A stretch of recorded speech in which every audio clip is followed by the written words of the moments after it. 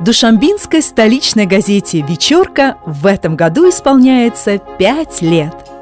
5 лет работы на благо города Душанбе и его жителей. «Вечерка» – это актуальные материалы о жизни города. «Вечерка» – это социальная активность и поддержка различных проектов в стране. «Вечерка» – это организация общегородских и социальных акций. «Вечерка» – это проведение благотворительных акций для воспитанников интернатов и ежегодный праздник детства.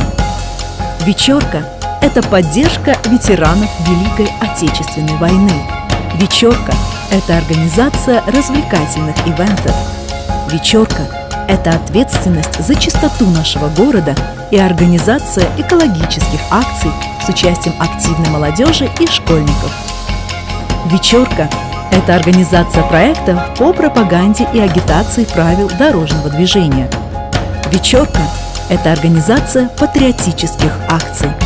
«Вечерка» – это организация и проведение ежегодного национального молодежного автопробега «Рохи-Вахда», приуроченного ко Дню единства Таджикистана.